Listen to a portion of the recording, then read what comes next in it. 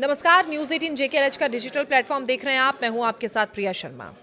जब दुनिया के किसी कोने में हालात इतने बिगड़ जाते हैं कि शांति खतरे में पड़ जाए, तब संयुक्त राष्ट्र सुरक्षा परिषद की इमरजेंसी मीटिंग बुलाई जाती है। ये कोई सामान्य बैठक नहीं होती, बल्कि ये संकेत होता है कि मामला अब सिर्फ एक देश या एक क्षेत्र तक सीमित नहीं रहा। हाल ही में बुलाई गई यूएन सुरक्षा परिषद की आपात बैठक भी इसी वजह से चर्चा में रही, क्योंकि इसमें युद्ध, मानवता, तेल, अर्थव्यवस्था और वैश्विक सुरक्षा सब कुछ दांव पर लगा हुआ था। इस इमरजेंसी मीटिंग की सबसे बड़ी वजह थी तेजी से बढ़ता वैश्विक तनाव। कई सदस्य देशों ने एक सुर में कहा कि दुनिया इस समय एक खतरनाक मोड़ पर खड़ी है। कहीं युद्ध चल रहा है, कहीं युद्ध की तैयारी हो रही है और कहीं आम नागरिक इसकी सबसे बड़ी कीमत चुका रहे हैं।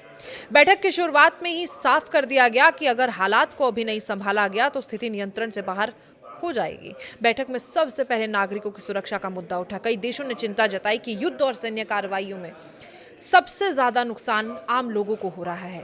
अस्पताल, स्कूल, रिहायशी इलाके, शरणार्थी शिविर तक सुरक्षित नहीं बचे हैं। बच्चों और महिलाओं की मौतों पर गंभीर सवाल उठाए गए। कहा गया कि अंतर्राष्ट्रीय मानवीय कानूनों का खुलेआम उल्लंघन हो रहा है और इसके बाद चर्चा हुई युद्ध विराम यानी कि सीज फायर को लेकर। कई देशों ने मांग की कि तुरंत संघर्ष रोका जाए ताकि मानवीय मदद पहुंचाई जा सके और कुछ सदस्यों ने साफ कहा कि अगर लड़ाई नहीं रुकी तो हालात और भी भयावह हो जाएंगे। हालांकि कुछ ताकतवर देशों ने यह भी कहा है कि सुरक्षा चिंताओं को नजरअंदाज नहीं किया जा सकता, जिससे बैठक में मतभेद खुलकर सामने आए। अमेरिका ने बैठक में अपना रुख रखते हुए कहा कि वो शांति का समर्थक है, लेकिन अपने सहयोगियों की सुरक्षा से समझौता नहीं करेगा। अमेरिका ने आतंकवाद, उकसावे वाली कार्रवाइयों और क्षेत्रीय स्थिरता पर चिंता जताई है। साथ ही ये भी कहा गया है कि किसी भी देश को अंतर्राष्ट्रीय नियमों को तोड़ने की छूट नहीं दी जा सकती। रूस और चीन ने अमेरिका और पश्चिमी देशों पर दोहरे मापदंड अपनाने का आरोप लगाया। रूस ने कहा कि कुछ संघर्षों में मानवाधिकारों की बात की जाती है और कुछ में आंखें मूंद ली जाती है।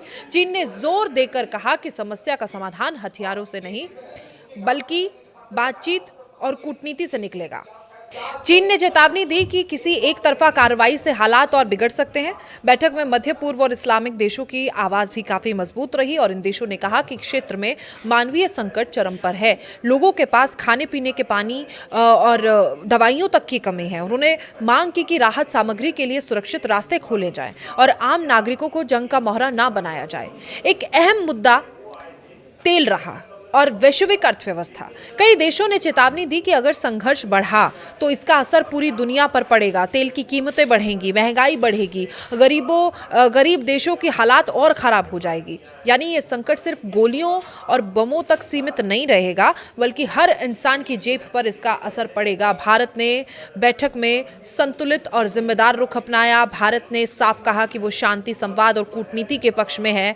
भारत ने आतंकवाद की निंदा करते हुए कहा कि आम नागरिकों की सुरक्षा सर्वोपरि होनी चाहिए। भारत का संदेश था कि युद्ध किसी समस्या का स्थायी समाधान नहीं है।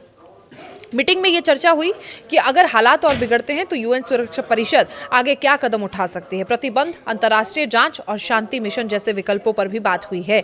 हालांकि किसी ठोस प्रस्ताव पर तुरंत सहमति नहीं बन सकी, लेकिन ये तय हुआ कि हालात पर लगातार नजर रखी जाएगी। और इस आपात बैठक का सबसे बड़ा नतीजा ये रहा कि दुनिया ने एक बार फिर खतरे की घंटी साफ सुन ली।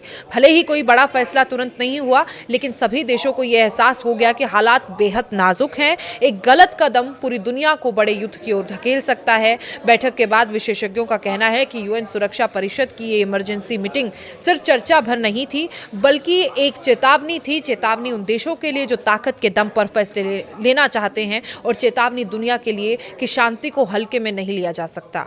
निष्कर्ष यही है कि यूएन सुरक्षा परिषद की इमरजेंसी मीटिंग में युद्ध रोकने, इंसानियत बचाने और दुनिया को स्थिर रखने की कोशिश की गई है। भले ही रास्ता आसान नहीं है, लेकिन ये बैठक इस बात का संकेत है कि बातचीत के दरवाजे अभी बंद नहीं हुए हैं।